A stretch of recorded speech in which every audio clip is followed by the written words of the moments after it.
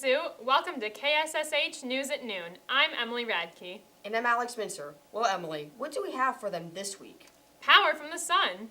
That's right. The school district is constantly trying to conserve energy. Here's Kayla Matera with the story. Hey Santa Sue, Kayla Matera here in front of one of the locations where solar panels are being installed. I spoke with school board member Arley Kidd to find out more about the project he spearheaded. So, Trustee Kidd, can you tell me a little bit about the project? Sure. We're going to be putting in solar panels at 29 of our schools, some other facilities like our cosmetology school. Some places like your school will be getting mounted panels.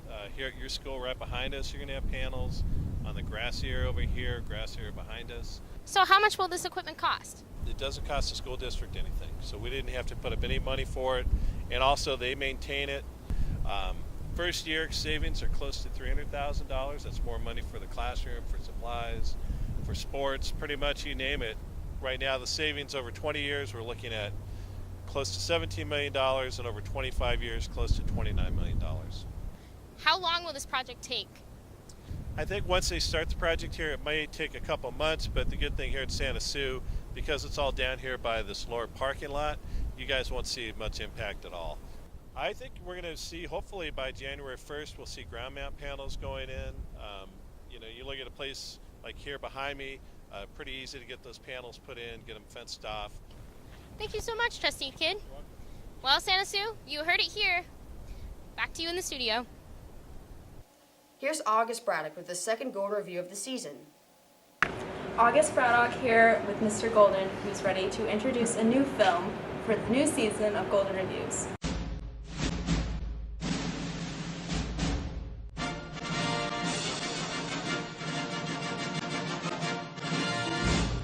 So, what film are you reviewing this week? So, Submarine, a quirky Welsh film made in 2010 by a director named Richard Ayoade. It is a coming-of-age story about a boy who tries to keep his parents together and maintain a relationship with a really cynical girl. It's odd, strange, and wonderful. It was a big film on the film festival circuit, and it did very well. It's a very quirky movie. I think it would fit in very well here at Santa Susana. It's got a lot of stylized direction. I recommend it highly. Go check it out. It's streaming right now on Netflix. Each year, seniors bestow upon their underclassmen important advice. What good fortune. Hey Santa Sue, Amanda Bay here. Let's go see what seniors have to say about their freshman year and what advice they'd give to freshmen. The only thing that we remember from freshman year is rar nom nom. Freshman year I used to straighten my hair and wear like bright red beanies, so don't do that. A tip to you freshmen, don't let your classes and your grades control everything you do. Get to class on time, don't mess around. Get rid of that middle school mindset. There's a time to speak and a time to be silent. Don't be a loser. Shave, because people will mistake you for a teacher. Yeah. No PDA, nope. Have some fun, do stuff outside of school, have a life. Don't drop that duck. Don't be a follower, be a leader. Stick with your best friend. Take an art class, take choir, take an AP class, or don't take an AP class. There are so many programs here, you might as well take advantage of them all. You do the best you can with what you have where you are. One of Simi's oldest neighborhoods is threatened by a new development. And several of our students live there. Here's Rihanna Wicken with the scoop. Hi, I'm Rihanna Wicken. Currently, an out-of-town developer is trying to build 60 houses in the Santa Susana Knolls, and most homeowners are outraged. Due to the fact that it's an artist community, many students want to attend Santa Sue. Let's talk to Homeowners Association board member Don Kowalski about this project. Can you briefly summarize what the project is to the best of your knowledge? They want to put in 60 homes, very close together. He'll have to get a zoning change, which will then change the zoning for a whole community. And the fire department, for some obscure reason, is saying, okay, we will allow this development as long as he widens the road to 25 feet, which then means that people's parking, it disappears, the area that children can walk on, ride their bikes, people can walk their dogs, diminishes to the point of none in areas. How long have you lived in the Knolls? Since 1979, January. 13 years now. I've lived in the Knolls my entire life, and my parents lived in the Knolls for over 20 years. For 23 years. Have you taken an active role in any of the community or planning commission meetings? Oh yes, absolutely. Being a board member, the board's been involved from day one. I haven't personally taken any part in the meetings, but my husband has. No, I haven't, but I know there's a community meeting coming up November 12th, and I plan on going and speaking my mind. Yes, I've been to a couple of the meetings. How will this project affect you personally? Well, it'll take the beauty that I see in this neighborhood and put it in jeopardy, because you've got 151 trees potentially being lost. It'll widen the road, it'll take away people's parking, it'll make it more dramatic driving in on a faster road, with more perilous. I just think it'll just change the feeling of the Knolls. I plan on widening the streets other than Catherine, which they do. That will mean taking out my entire driveway.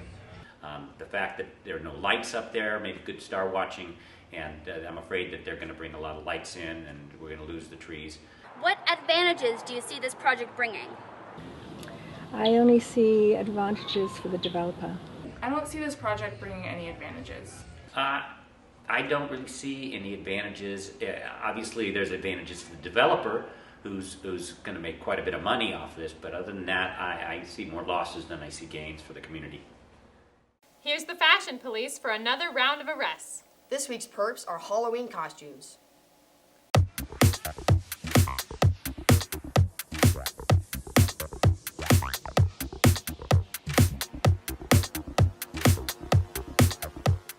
I'm Ravi Chopra. And I'm Emily Chizinski. Let's go check out that Halloween fashion. What are you for Halloween? I'm Pac-Man. We're the witches! I'm Mary Poppins. Where's Waldo? I'm Peter Pan. I'm Liza. I am Kumar from 7-Eleven. We're tourists. Coraline from Coraline. I am Bulbasaur. We're Belle. I'm Tigger. I'm a chicken.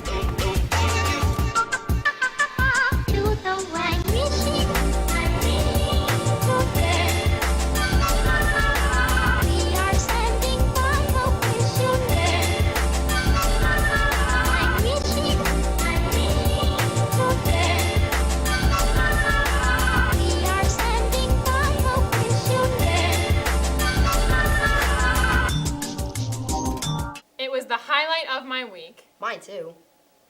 Hey Santa Sue, Natalie O'Donnell here. You might have noticed a change in the websites that are accessible through the school's Wi-Fi. Let's go talk to Miss Maya about the Wi-Fi change. So I've heard that students now have access to websites like YouTube, Wikipedia, Facebook, Twitter. Is that true? Yes, they do. Why was the filter changed? Well, as you know, for a long time, it's been difficult to get really good content when you're doing your internet searches. So with the lightening of the filter and the restrictions, we're able to better access the content that we need for our classes and our work. Are there any new security measures put into place? Yeah, there are some new security measures that each of the principals has been trained. So every week I receive a report of all of the internet usage across our campus. Information like web address, location, username, IP address, date, time, whether or not the site was blocked. All of that information is contained in this report. So I'm actively monitoring that and just making sure that our usage is always on the up and up. Tom. Daisy. Gatsby. The Great Gatsby, that is.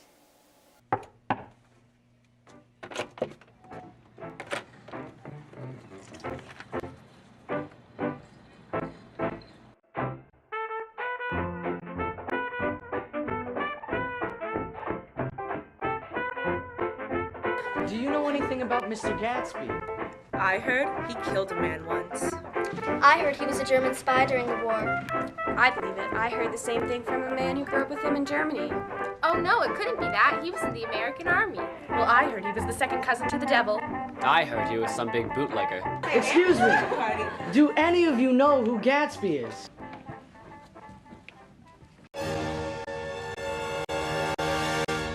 I'm Gatsby.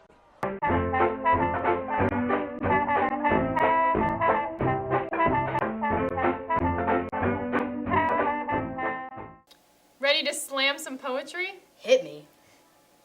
Go audition for the Poetry Slam, Santa Sue, or you will get slammed. Are you auditioning? No.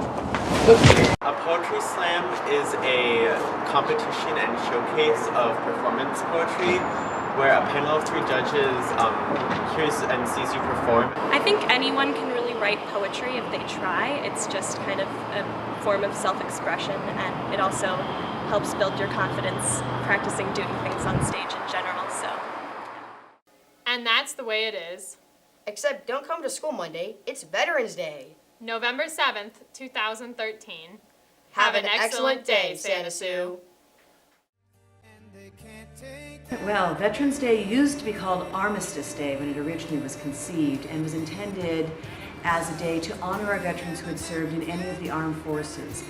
It differs from Memorial Day in that Memorial Day is to honor those who served and died, whereas Veterans Day is to honor all veterans, both living and dead. Next to you and defend her still today, 'cause there ain't no doubt I love this land.